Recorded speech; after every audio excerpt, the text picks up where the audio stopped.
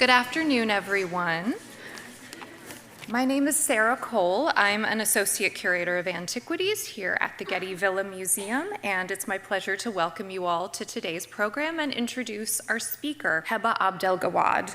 Heba is an Egyptian heritage and museum specialist and is senior curator of anthropology at the Horniman Museum and Gardens in London. She specializes in the history of Egyptian archaeology and in contemporary Egyptian perspectives and representations of ancient Egypt. Her current multimedia project is All Eyes on Her at the Horniman Museum, which connects contemporary Egyptian perspectives with Egyptian collections that are dispersed across the world through the voices and experiences of women engaged in acts of everyday activism. We are also very fortunate to have her with us here at the Getty as a visiting scholar through next month. And today her talk prompts the question, who's Egypt? Where she will discuss how Egypt's heritage and identity have historically been shaped into a museum commodity and how this approach is being challenged and updated. So please welcome Heba Abd el Gawad.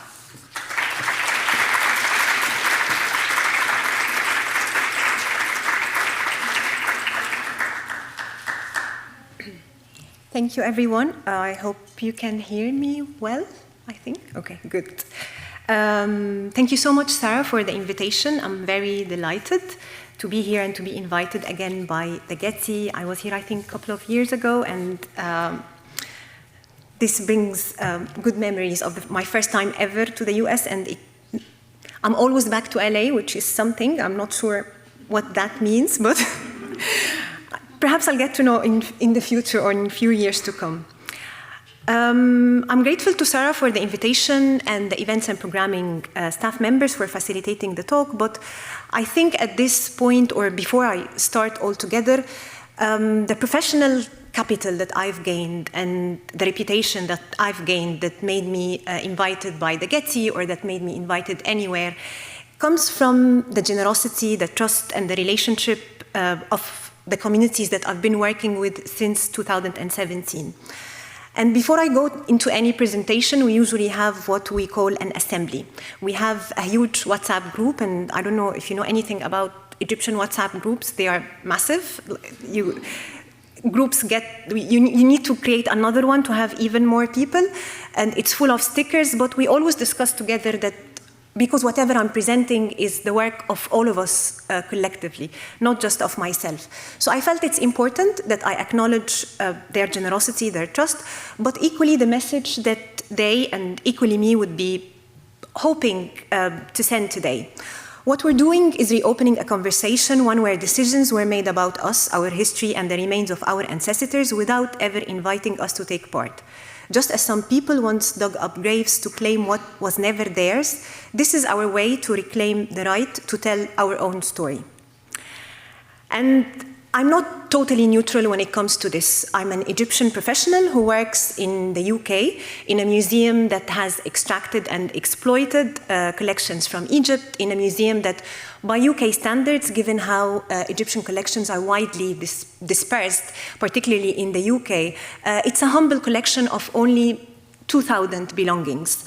But what is quite unsettling in this collection is that it holds 40 complete or full ancestral bodies. This, of course, in addition to the many sadly mummified body parts that we gain, that we care for.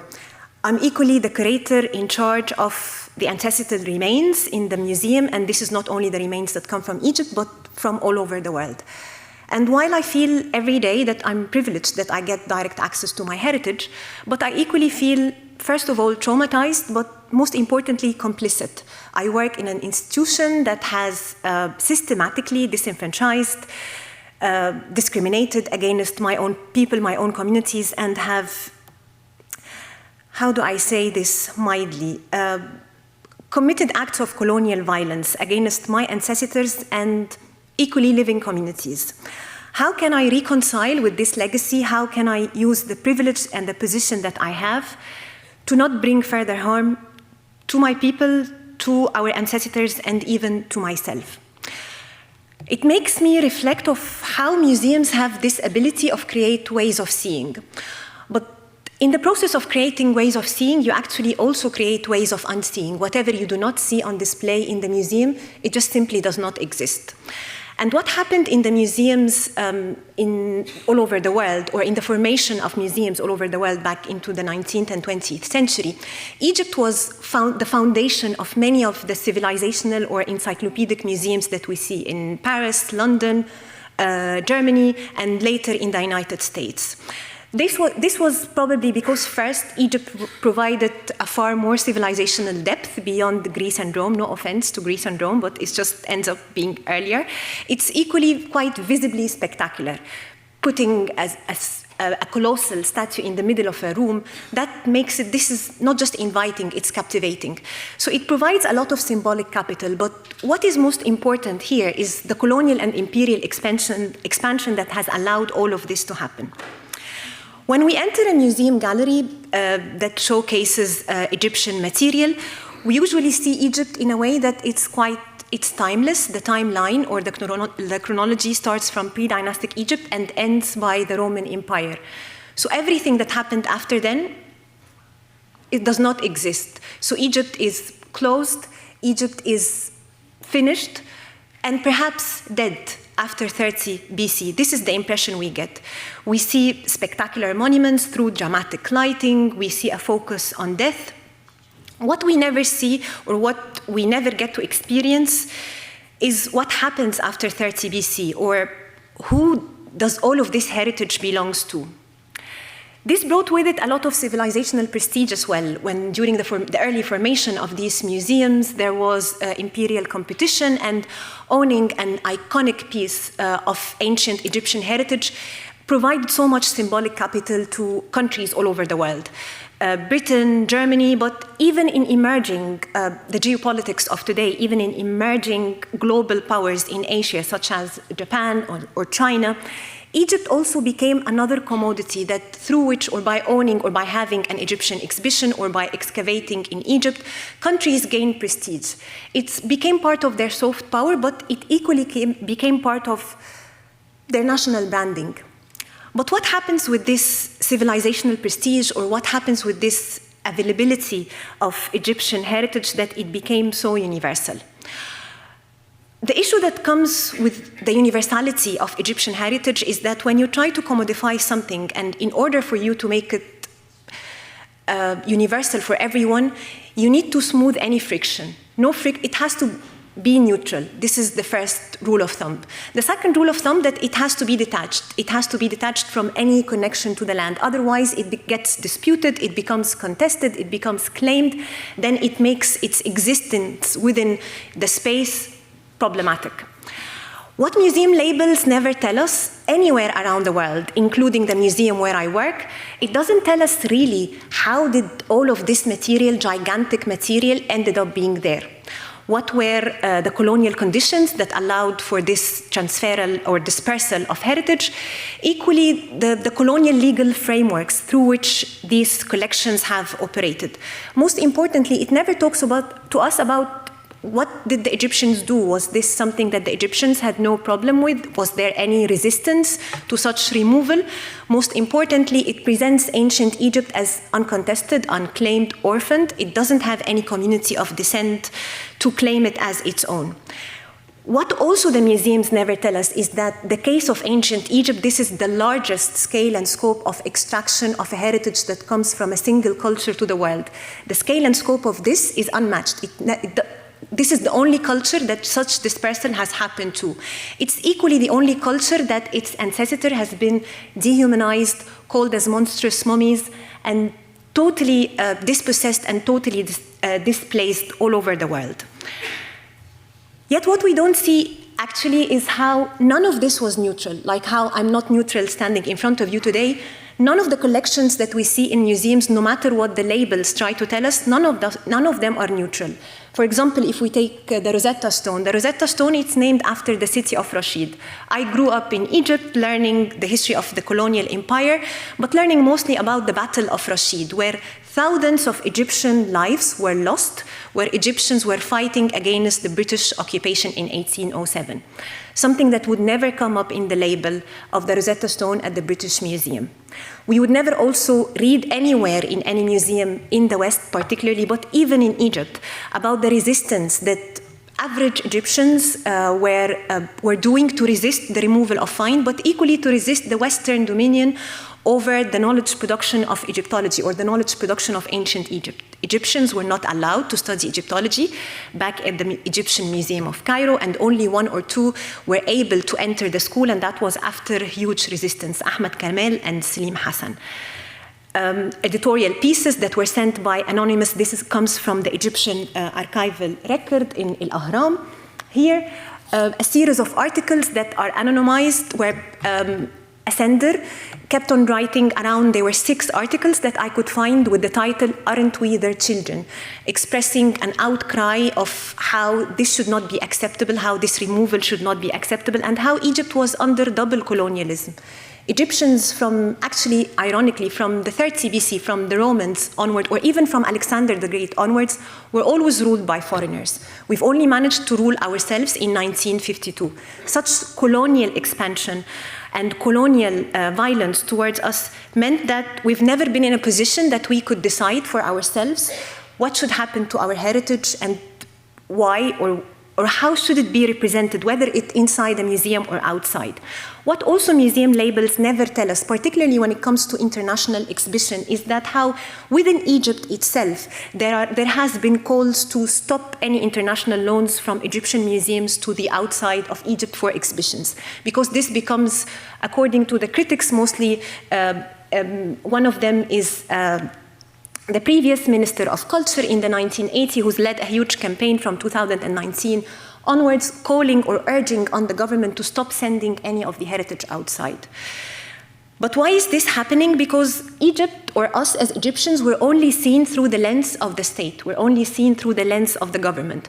But what is actually more profound is how our dead are dehumanized. We are also dehumanized in the process. This is the reality that we're living with. Mummies are showcased as objects. And once you turn an ancestor into an object, you make him or her universal. You make him equally a commodity, and you make it easier, not only to dehumanize, but equally to detach from any community that might have a reason to call it an ancestor, or any community that could see it as a community of descent.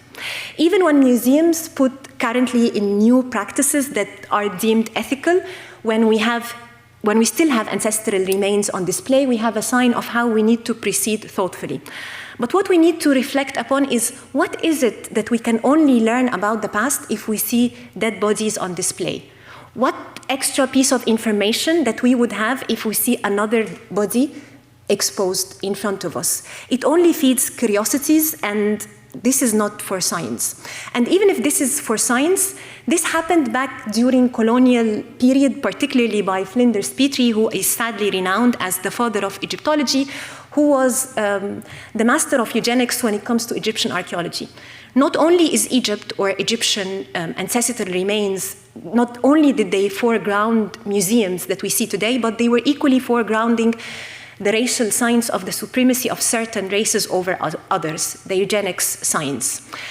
Ancient Egyptian human remains were integral for the centers of eugenics back in UCL, and equally Manchester Museum archival record reveals that Petrie has smuggled around 5,000 skulls, and these are the ones that we have account of, and I'm using the word smuggled intentionally, because while there were the partage system that was also engineered by Petrie that allowed for an archaeologist to keep 50% of what they find while the rest remains in Egypt, but in his archival record, none of these skulls, human remains or body parts were actually documented in an exchange with the Egyptian government. He also used to keep the important mummies under his bed.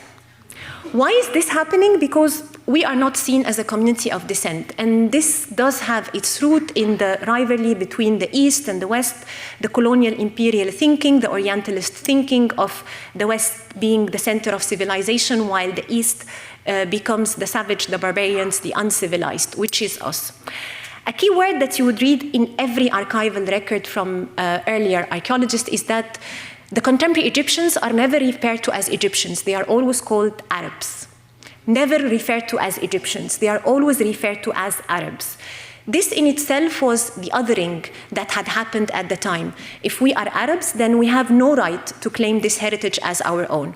And obviously, because of the superiority of the Western race that was put forward, there was this belief that how come this great civilization could these contemporary descendants that we see in poverty, how could they be related to this? And the only way forward for us to settle with this racial history and to make sure that Egypt becomes part of the cradle of Western civilization and not of these savages or not of these Arabs is to claim it as our own.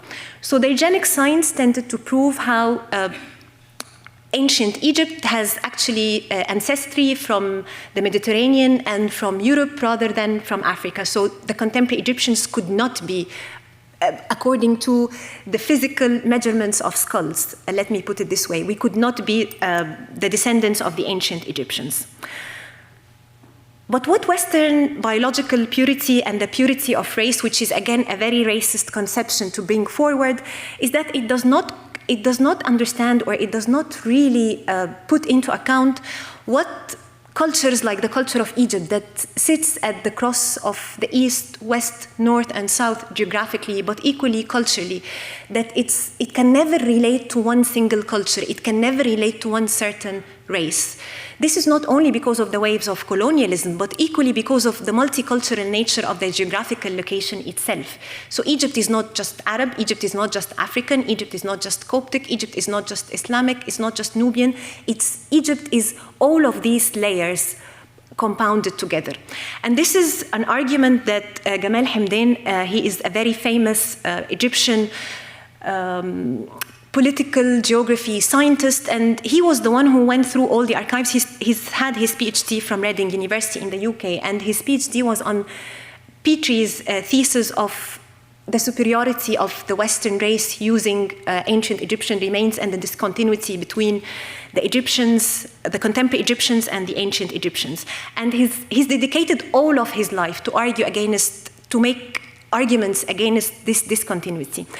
And his profound narrative that Egypt has and is always the possessor of a middle ground. And this middle ground comes from its geographical location. But not only were our ancestors dehumanized, not only were we not seen as, it just breaks my heart, as descendants to these ancestors, but equally our ancestors were turned into curiosities. So for example, if any of you has been to the Louvre, there is the great portrait of Liberty. The color brown on the painting in the Louvre of the great portrait of Liberty is actually my ancestors crushed into brown paint. And this is where the word mummy brown comes from. Ancestors became a curiosity where it was actually disrespectful if you come back to Europe without a mummy or a crocodile. This is what we're talking about. This is the legacy that we're seeing here. A legacy that never gets acknowledged in museums. Even my museum itself, Frederick Horniman, and perhaps this is why we have a very large number of ancestor remains despite the humble physical collection. He used to run unwrapping parties in the museum, unwrapping the mummies, where people will be invited to the museum, the bodies would be unwrapped, for nothing, for just to look at how a body looks like that is mummified. After the party ends, the linen wrapping would be given away as souvenirs to the visitors. What museums have done, or maybe all of these structures of marginalization, all of these structures of races, they might not be created by the museums, but through our displays and through our neutral labels and through our lack of acknowledgement of the colonial legacies, we tend to normalize what people see. Imagination is usually built through whatever you would see in front of you is only what you can imagine. So when you imagine a culture that is very dehumanized, that is disconnected from any contemporary community, you can never build empathy neither with the ancient culture nor with the contemporary culture as well. This normalization meant that collections of human remains in museums remain to be used for what I refer to as pseudoscience, because what Petrie used to do in the past has not ended. It's still ongoing. Scientists do research on mummies to define their smell or to reconstruct someone's voice, but also to reassert the discontinuity between contemporary Egyptians and ancient Egyptians. The racial or the racist bias is still there, and museums do allow this to happen by making it normalized. Why it is important to reflect on this today? The discontinuity, but equally the dehumanization that both the ancient societies and the contemporary Egyptians face means that for ancient Egypt gets to be a fantastic or a fabulous culture for many, but we are very much geopoliticized, that we are only seen in the news when it comes to conflict, and we are not worthy of even empathy or compassion.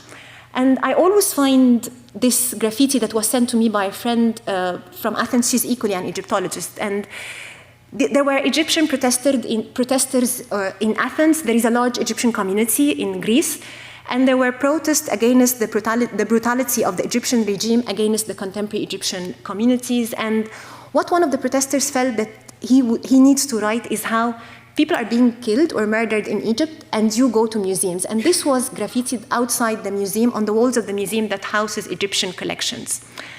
And let this just sink in. And perhaps this was one of the reasons that made me specialize in actually the colonial history of UK collections, because I could see people amazed by the showcases when I'm in the UK. They are totally amazed by my culture. No one can make any connection with me, and they do not really see me as a descendant of this culture. Equally, the public, whenever there is a mention of taking human remains out of display, or even something very simple as stopping to use the word mummy because it is driven from it actually comes from an Arabic word, which is mumia, but it refers to the salt that is used for the mummification process. So it refers to a thing. It doesn't refer to an honorable body. And the name that we have for an honorable body, as well as the ancient Egyptian name for the deceased, is the honorable one or the noble one. And the whole process of mummification was not just for preserving the body, but it was to transform the body into a divine being, into a divine status. The wrapping was part of the secrecy that was meant to be sealing such a divine being. But museums have normalized seeing ancestral remains as objects that the public, there is usually a very huge public backlash whenever there is any mention of taking the human remains out of display, or even of changing the word mummy into mummified. The other profound impact is that even today, when museums are grappling with what shall we do with the collections that we have, or what shall we do with the ethics of human remains, they still actually survey the visitors. They do not survey us. We are never part of the conversation. And this only dates to 2023, and it continues to be dated in 2025, where recent 2 museums, also in the UK, are releasing surveys to visitors about whether Egyptian mummy displays should be taken out of display or not. What I felt that I'm obliged to do as someone who works on the history of the dispersal and displacement of Egyptian heritage in UK Museum, I was based initially at UCL, which was the center of the eugenic science, and where Petrie has an actual museum named after him, which is currently under consideration of changing the name of the museum, and then currently working at the Horniman Museum. How can I work with this legacy, or how can I find ways where we can critically reflect on this legacy without making it just a simple act of proving that we are connected to the ancient Egyptian? Because that's not the point. I don't feel that we are under any pressure to prove to anyone that we are the descendants of the ancient Egyptians, and we should not fall into this trap. But I felt that one of the things that need to happen is how these collections, as well as their archival record, because most of the archival records also sit in Western institutions, so we do not have much memory of what happened to Egypt during colonial times. All the record sits outside of Egypt.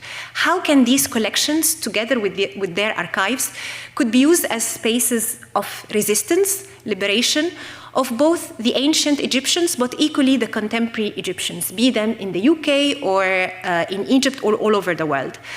So I've co-founded the Egypt's Dispersed Heritage Project, and the Egypt's Dispersed Heritage Project was interested in working with 5 UK museums, using full lists of their collections, archival records, and we have partnered with around 37 Egyptians, and including initiatives. I was interested in equally making sure that this collaboration is multivocal, that it's representative of Egypt as a whole, not only as the state, because usually in similar collaborative projects, there is a focus on solely the archaeologist or working with the Ministry of Antiquities. There is very little collaboration or very little work that is done with the multivocality of Egypt.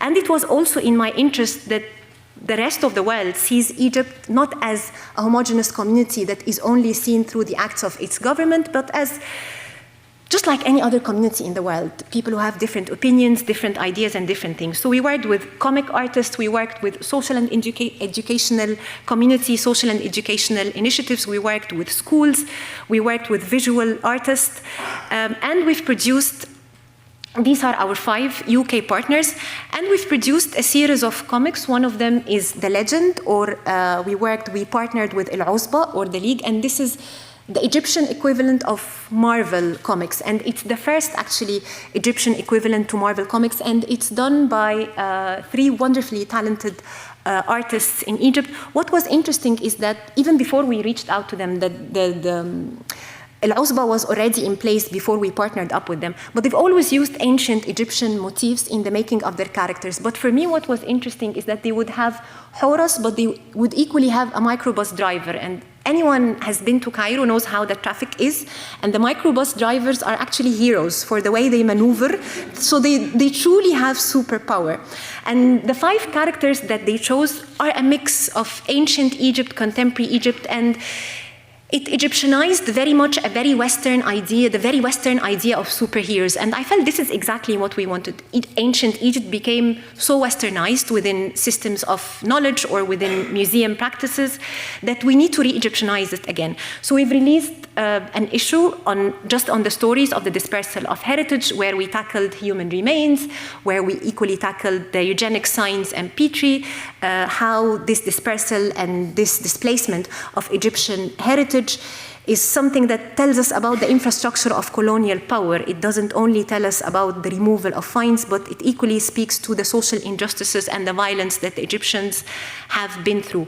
It was released back in 2021, and it's bilingual. Everything that we have produced through the project is bilingual, and it's deliberately in Egyptian Arabic, not in classical Arabic, because classical Arabic makes us Arabs, Egyptian Arabic makes us Egyptians. Egyptian Arabic is the dialect that we use that has Coptic words, ancient Egyptian words, Islamic words. It really reveals the complexity, the multi-ethnicity, the multiculturalism of Egypt, but equally the sophistication of what being Egyptian means. We've equally used the very same collections that sit, some of them are prototypes, so you would see them in many other collections, not necessarily in just UK collections, to create a fun play cards, because one of the issues with the education of ancient Egypt for us in Egyptian schools or in the Egyptian tradition, that there is so much focus on military achievements. There is so much focus on kings and gods. There is very little focus in our history books on the daily lives of the Egyptians, or even there is very little reflection on what does it mean when all of these ancient Egyptian belongings gets reinterpreted by us today. Because we tend to bring meaning and take meaning from these belongings anyway, we do it naturally. This is something that we do organic in our everyday. So what we've done and working, this was actually created by Nasser Jr., one of our lead partners, and through workshops with school children and youth members, we tried to reimagine how would all of these belongings behave if they lived with us in Cairo in contemporary Egypt. So what you would see the very same ancient Egyptian motif, but with a bit of a reimagined contemporary Egyptian motif, with equally a twist, but then there are always the chat bubbles are very common Egyptian Arabic jokes or memes that we use just to make it closer to us. Our most popular output was, and this is me in the comic, and I'll explain why. It's not an act of narcissism, I hope, it doesn't give these vibes, but the idea was from the beginning that we wanted to we are not speaking on behalf of all Egyptians, we're only speaking on behalf of ourselves. So it just made sense that I represent myself, and Nasser, the artist, presents himself, and we were always accompanied by one of our Egyptian ancestors in between. The way we represented the ancestors usually had facial features that give up that they are alive, that they are living, not the way that they are usually get depicted, or not the way we see them in museums. One of our most popular comics was equally one of the very common encounters that I always face. So whenever anyone in Egypt asks me, so what are you working on? So I work on the history of the dispersal of Egyptian heritage. Oh, so how much of Egyptian heritage has been displaced? And then I tell them it's actually hundreds of thousands of Egyptian heritage in 350 institutions in 27 countries in the 5 continents. The immediate response that I get from everyone is, can you tell them that there is another belonging here that they might have left out because I also want to travel? This speaks to the colonial violence that we face, in the sense that while our heritage is welcomed everywhere, every single Egyptian struggles to get a visa to travel to the very same country that prides itself for hosting our heritage. There were incidents from 2017 onwards that around 5 Egyptian conservators and curators were denied a visa to travel. Ironically, the conference was called Beyond Barriers. To travel to a conference called Beyond Barriers in archaeology to present their work on Egyptian heritage, and the whole conference was focused on Egyptian heritage, but the Home Office had something else to say. And these were the vibes that we got from the comic. So we decided that why don't we convert? Because this was the very same comment that I got from Nasser himself when I was telling him about the history or the work that we're doing. So he just tell them that there is another mummified body that they forgot. So he presents himself, wrapping himself in tissue paper as if he is a mummified being. Our other very successful comic, and perhaps it had its success not only within the Egyptian sphere, all of these comics and most of our work, we use digital media. Social media, if anyone knows anything about Egypt, this is how we interact. It's also a space of dissent, where you could resist certain social norms or certain political conditions that you wouldn't be allowed to do otherwise. So everything that came from the Egypt's Dispersed Heritage Project was released online on social media. The reason for this was equally to allow other Egyptians to respond to the arguments that we're making, that this could be a conversation. We're not here to educate the Egyptians about the history. We're raising conversations and we're raising debates. What we've done is that we've used the coffin at the Horniman Museum and the archival record of the unwrapping to re-imitate the story of how 2 scientists in a museum were trying to unwrap a body that looks horrified, and they are both asking each other what should happen, what they are going to do, and me and Nasser standing in between, we keep trying to get their attention, to look at us, but no one is looking at us. It is not funny when I describe it this way. It is funny if you can read Egyptian Arabic, and actually it's also after a meme, a very famous meme. If anyone is Egyptian here knows Muhammad Hanedi's Fulastin al-Azim, there is an Egyptian here. No? Anyway. Fulastin al-Azim, Muhammad Hanedi. There is a very famous meme that comes from a movie, and this comic is another elevation of the meme. The comics were so popular, and the project was quite popular to the extent that we got invited by Cairo Comics as a project to present our work there every day. So what was interesting here, that we are taking those collections that are very much the symbolic capital and the economic capital in the West. We are using them to bring equally economic capital and symbolic capital and ownership capital back in Cairo. And this was our way of trying to make Western museums or archaeologists around the world, but even Egyptian museums, to reflect on how collections do not only sit within the museum space itself, they do have the mobility and they do have the opportunity to travel. And we traveled throughout Egypt. We went to Sharqiya, where we started in the Delta, where interestingly, there is a very local initiative where Haitham Said, he's a history teacher here, and without any resources whatsoever, every Friday he roams the villages nearby to help other students, the underrepresented or those under restrained economic conditions, who teaches them history or who teaches them Arabic or gives them extracurricular classes.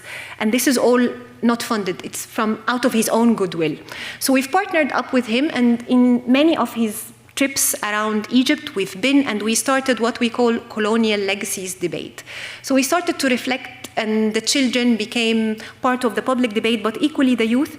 Then we started an initiative of having some sort of virtual tours where the curators of the 5 museums that we partnered with would offer the children and the youth and the Egyptians a virtual tour of the museum for them to gain some sense of how things change.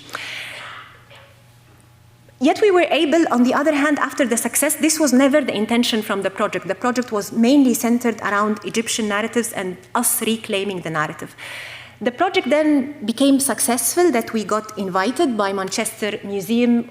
Why don't we present these narratives in a permanent display that they've got in a comic, where we discuss how, or perhaps prompt the curators inside the museum, but equally the visitors, that maybe what the belongings here need is to speak to more Egyptians. So we reenacted as if the pot here in the middle is visiting a therapist. I'm sure you could read the comic, but that was it. So we tried to rehumanize the ancient Egyptian belonging by it taking therapy session, and the therapist came out with the conclusion that it feels out of place, it feels abandoned, and maybe the only way out for it to talk to more Egyptians.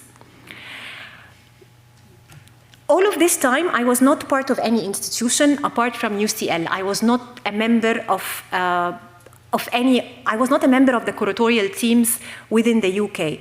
I was a member of curatorial teams in Egypt in projects that worked on transforming the Egyptian Museum in Cairo, the historic museum in Cairo, in the wake of or ahead of the opening of the gem, to make sure it's transformed and stays well. But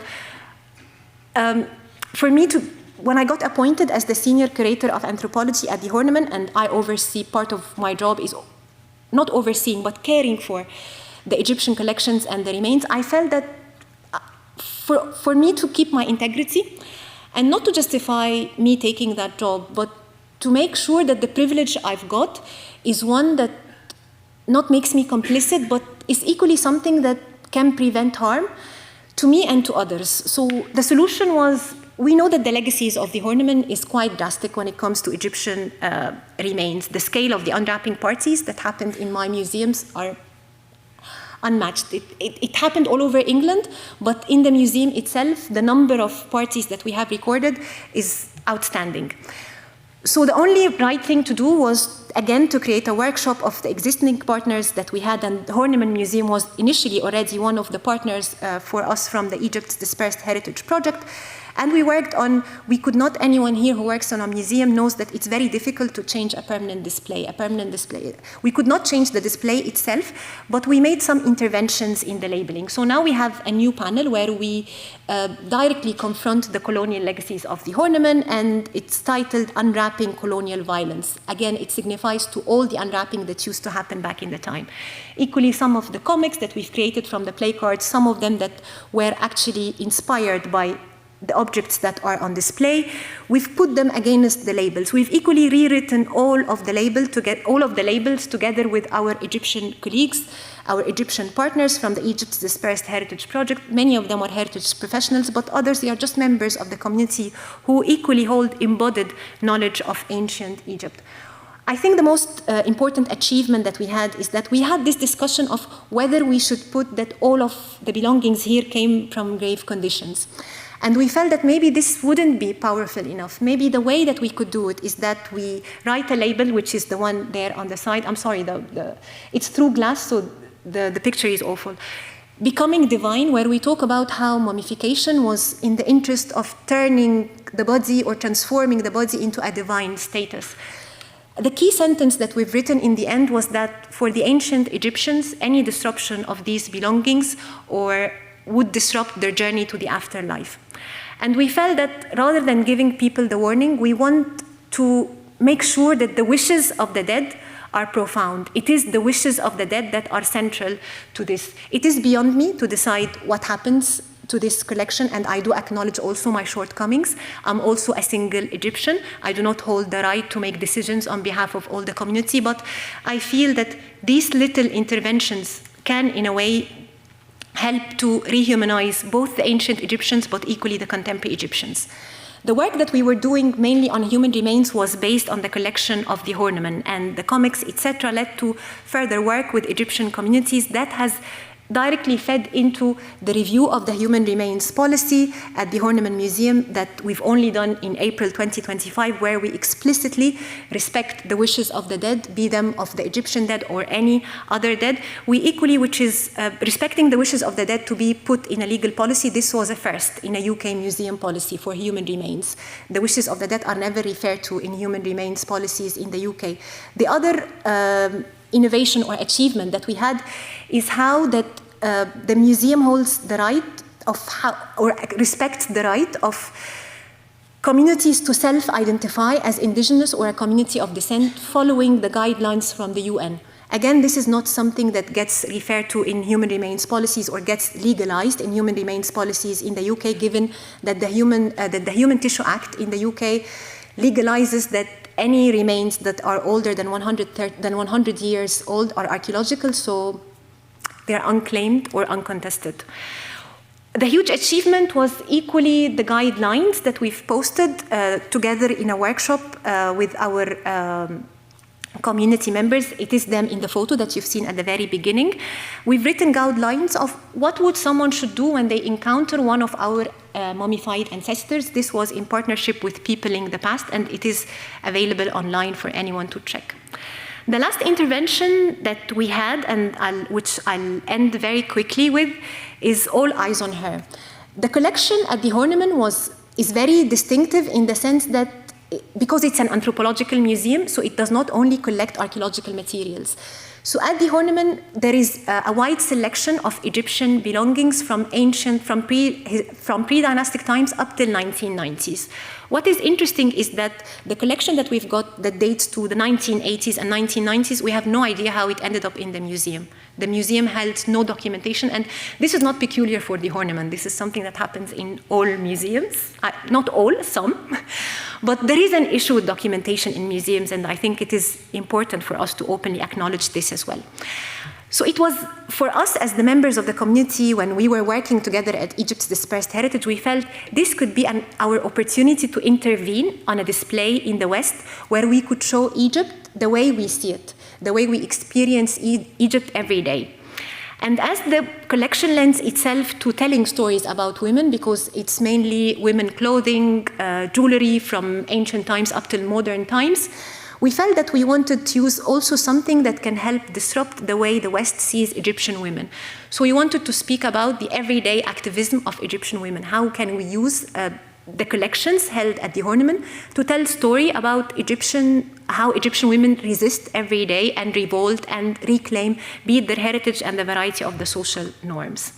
This was done through interventions in the storage, where members of the Egyptian communities in London were invited to the storage to interact with the belongings. The idea here was not to offer a reinterpretation to the collection. That was never our perception, or that was never our aim.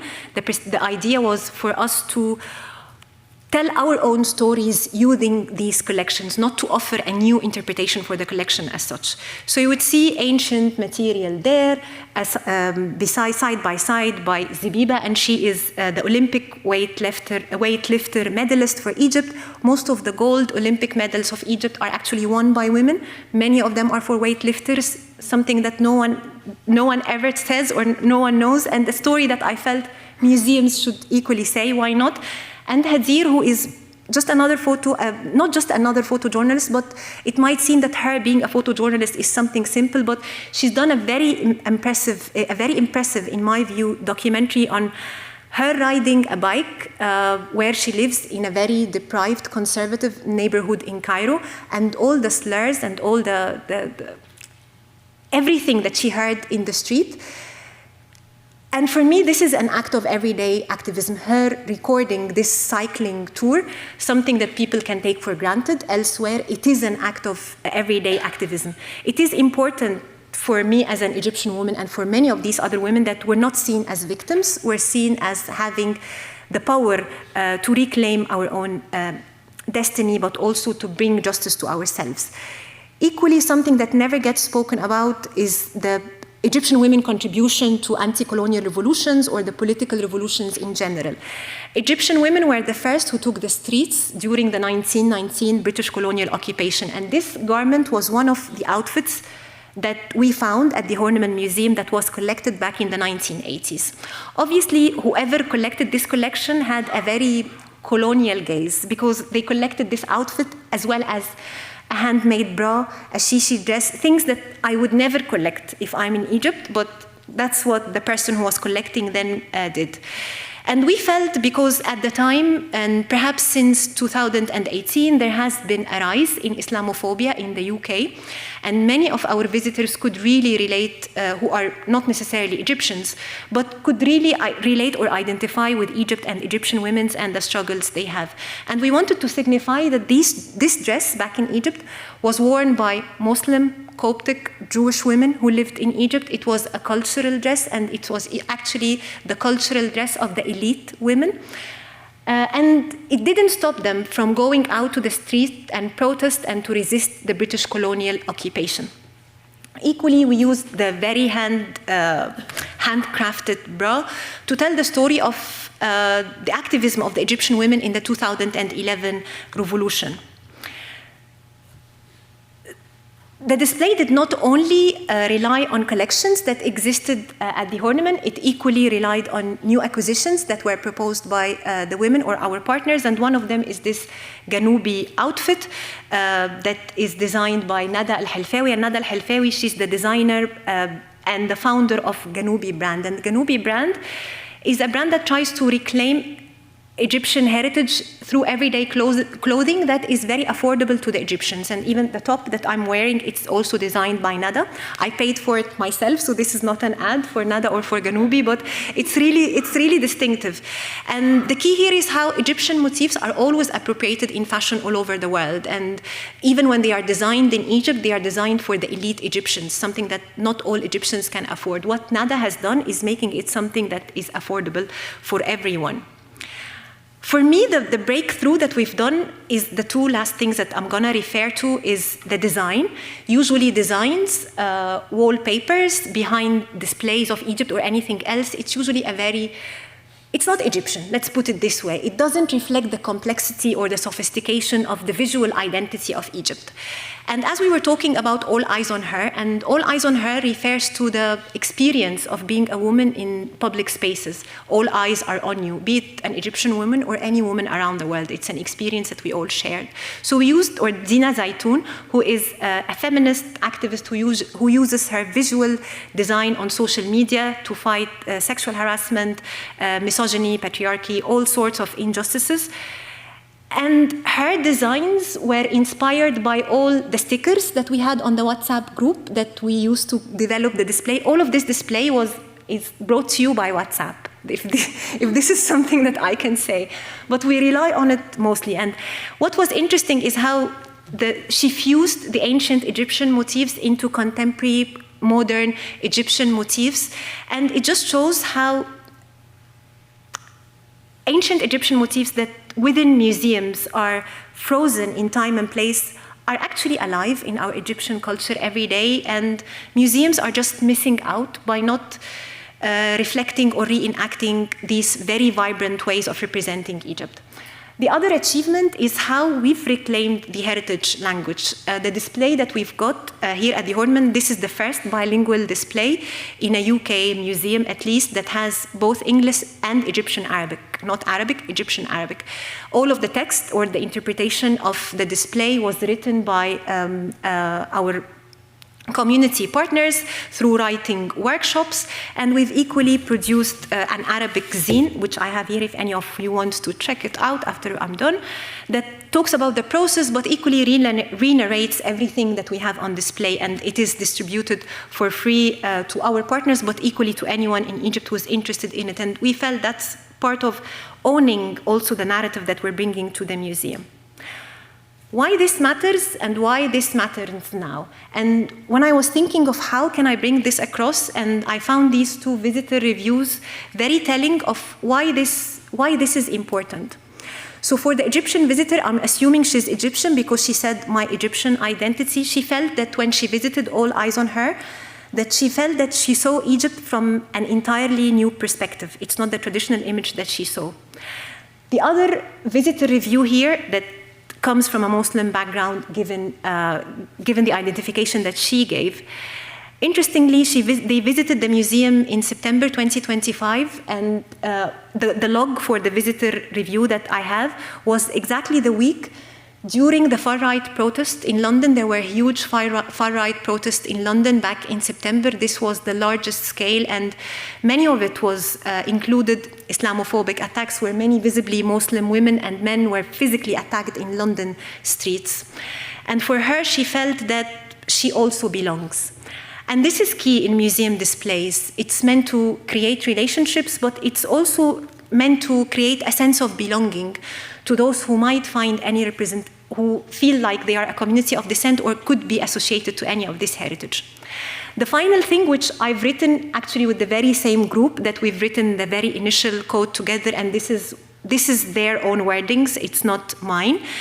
What they are asking all of us here to do is that next time when we enter an Egyptian gallery, anywhere in the world, even in Egypt, we invite you to pause and ask, what am I being invited to admire? What histories are being stabilized? What is made visible? What is made invisible? Is continuity present? Or has it been quietly severed? Are the dead being treated as ancestors or as artifacts? Are contemporary Egyptians present as inheritors or absent from their own history? Whose dignity is at stake? And I think it's best I leave it there, and thank you so much.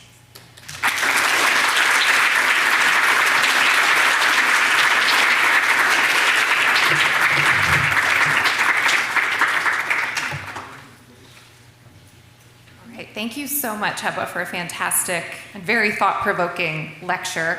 We're now going to take questions. We have some from the Zoom audience, and I'm sure those of you who are here in person have questions as well.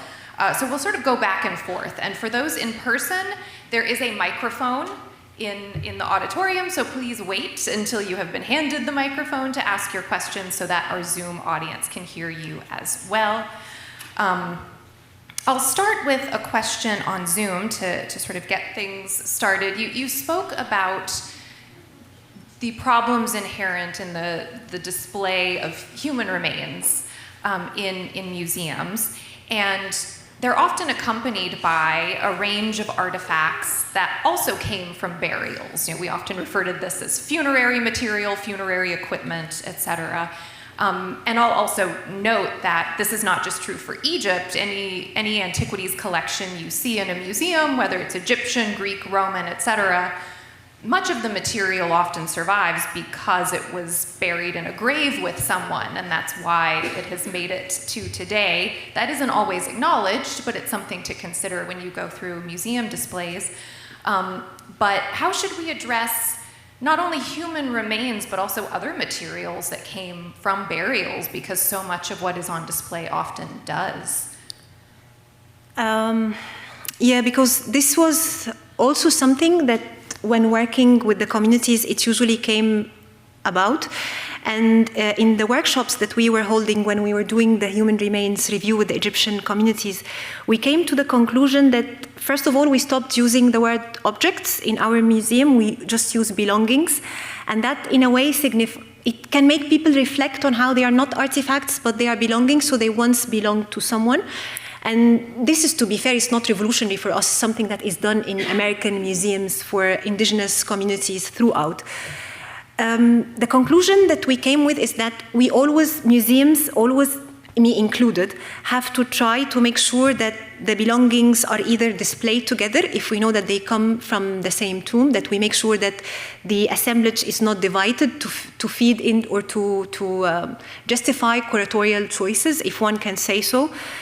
And in cases where we're currently going through a human remains review of our storage facilities, that what we're doing currently is that we're trying as much as we can to store the funerary belongings that we know that came from a certain individual that we care for in our collection, that we make sure that they are stored together in a respectful way. Something we were discussing is we try to, as much as we can, follow the wishes of the Egyptians in the sense of where should they be faced, where in east-west, the alignment, if there are any gender restriction, if there are any family restrictions.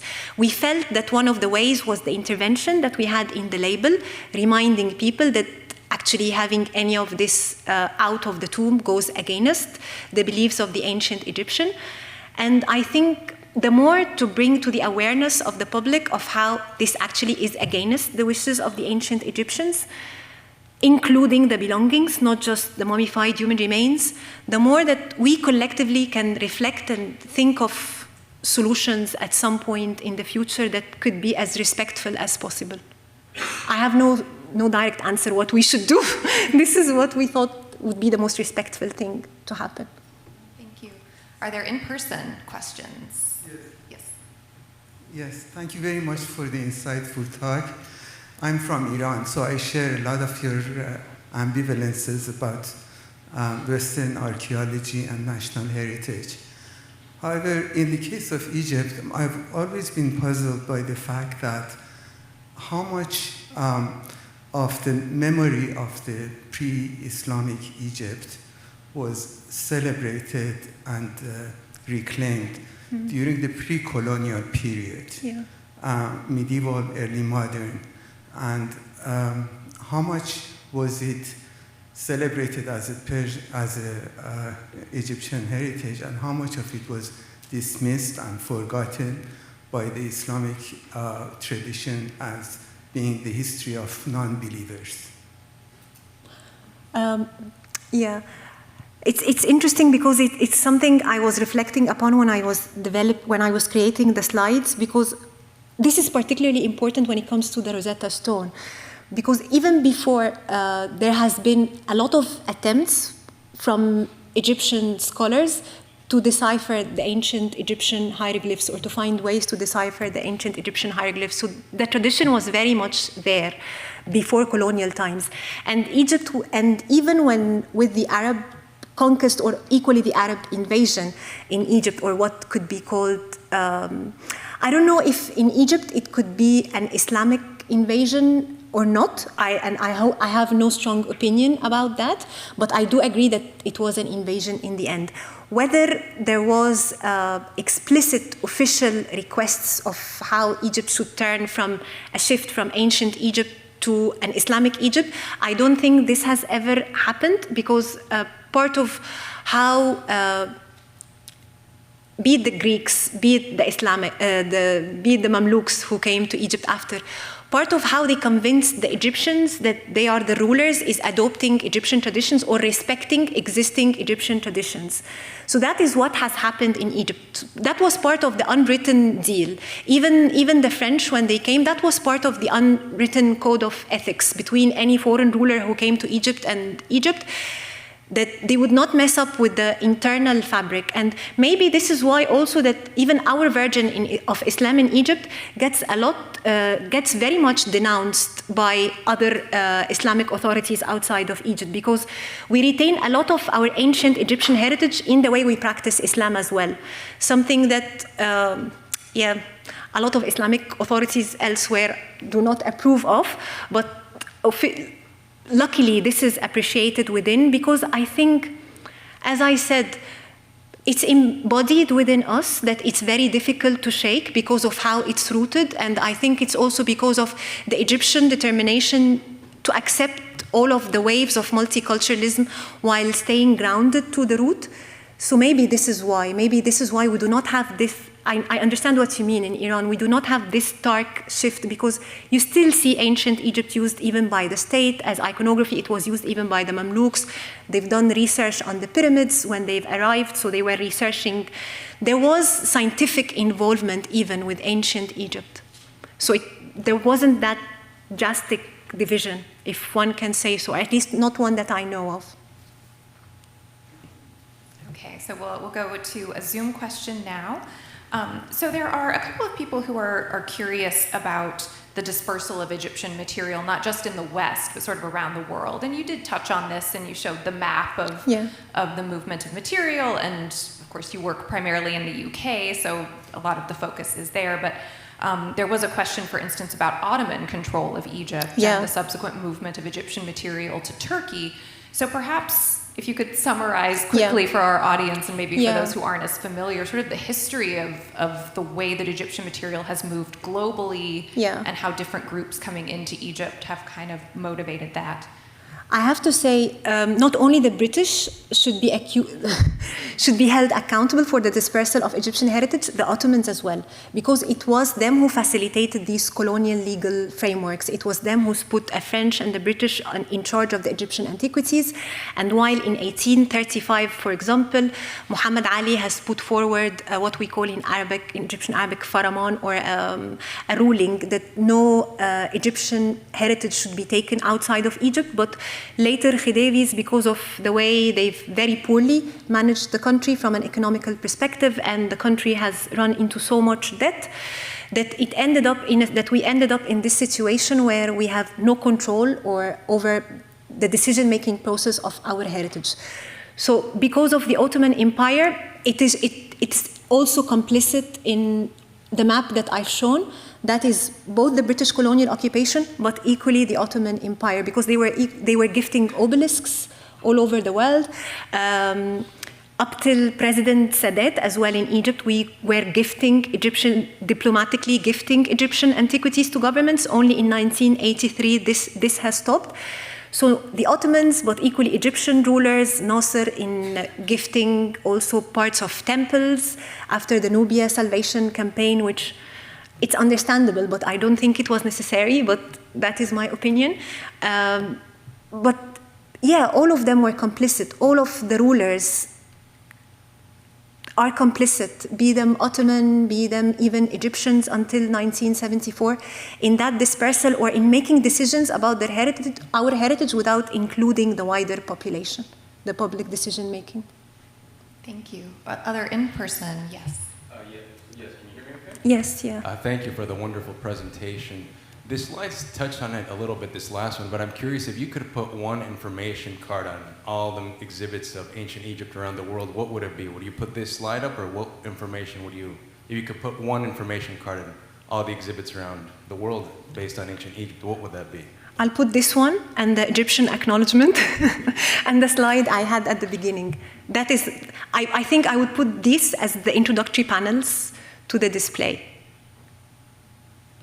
All right, so on Zoom we have a couple of people who are curious about what is happening in Egyptian museums with the display of your heritage. Yeah. And maybe you could summarize a little bit how Egyptian museum displays relate to this broader conversation. Yes, yeah.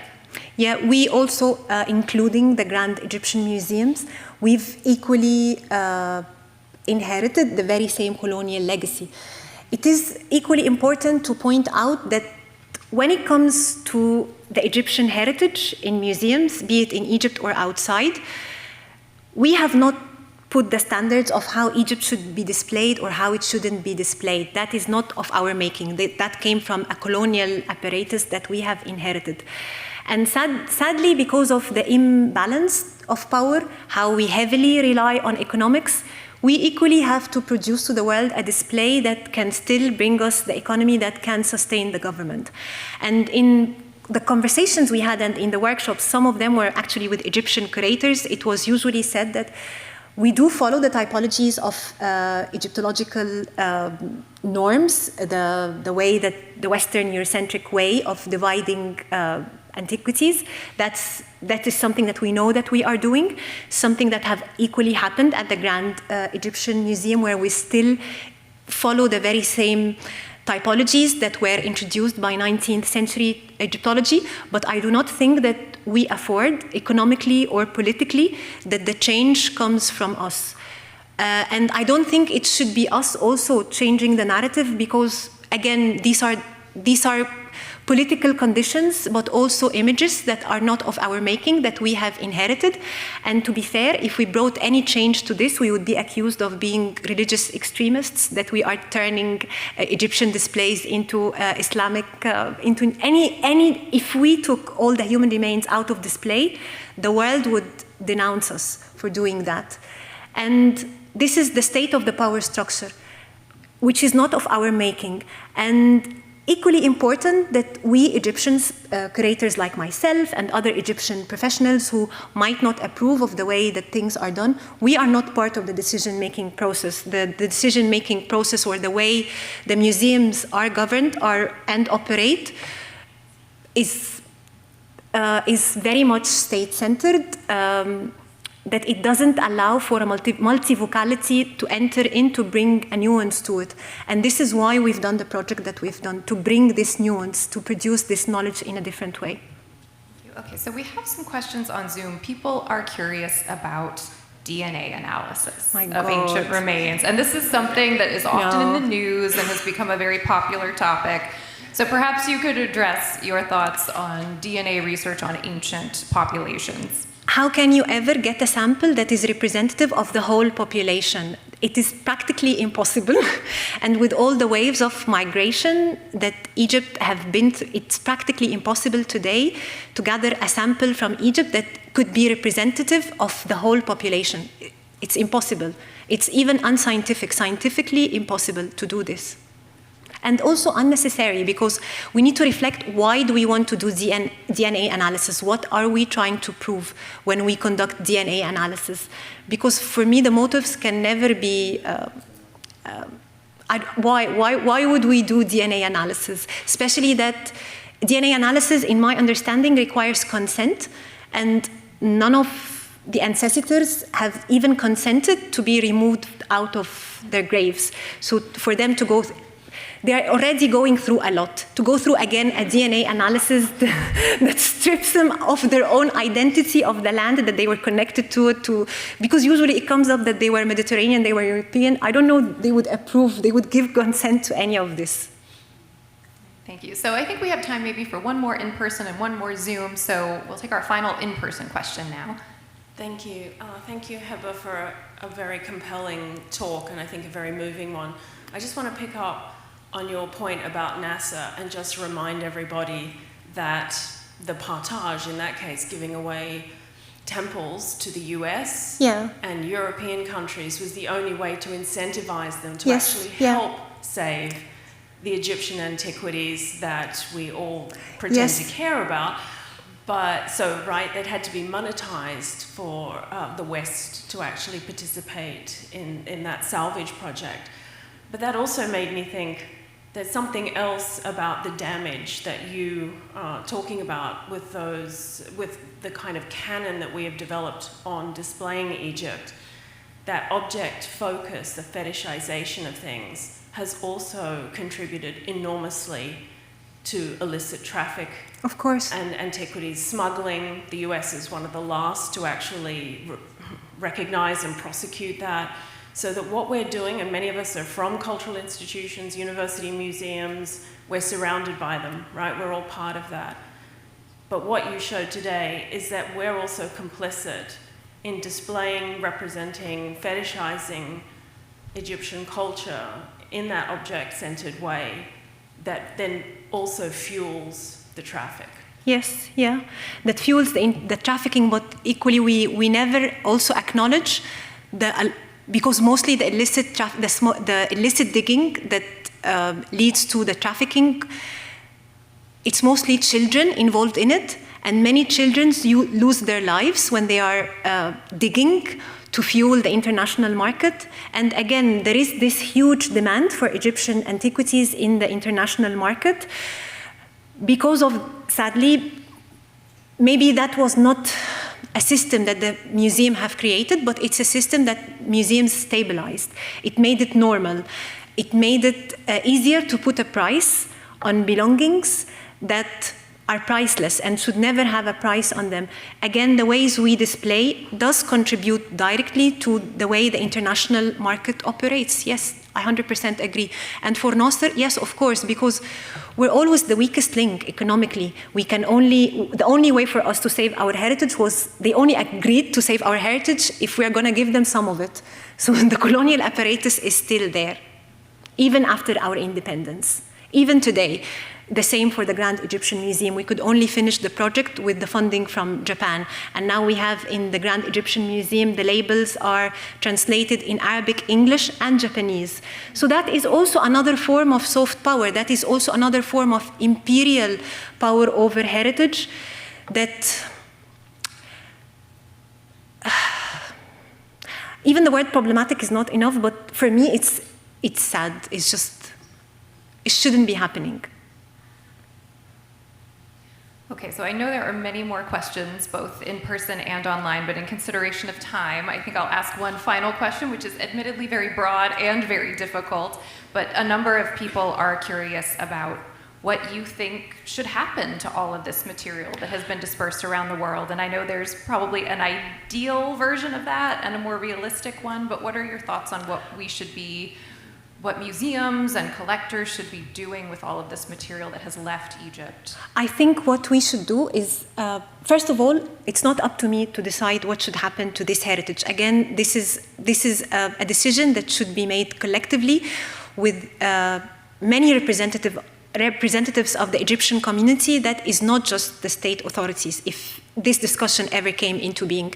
I think, again, what the Egyptian communities have showed to us, what we need to bring is the dignity, be it of the dead or of the living, and we try to rehumanize ancient Egypt again, because only by rehumanizing ancient Egypt, then this rupture of discontinuity would stop to exist, and we can collectively find ways that could be respectful to the dead primarily, because this should be this is where our responsibilities lie. Our responsibility should always be to the dead who have never signed for any of this to happen to either their bodies or to their belongings.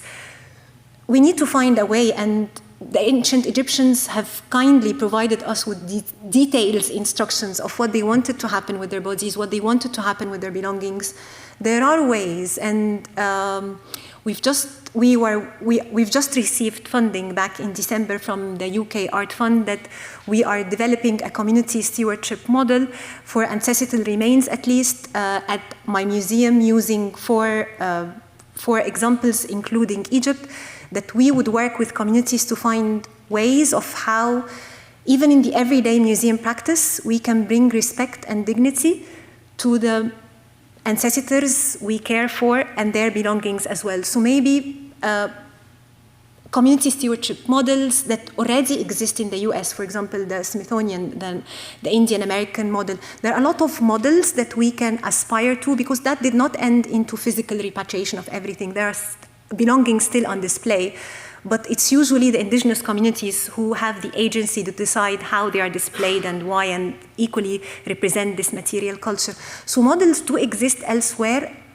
If only we recognize the Egyptians as a community of descent or indigenous, I think that would make an immediate shift in the museum practice, because models of how to work with indigenous communities' belongings exist already within museum practice. They are just never applied to the case of Egypt and wider North Africa and Southwest Asia, for the biases that I try to bring through in my talk. Thank you. That's a very hopeful note to end on, and there's a lot of work that remains. Thank you.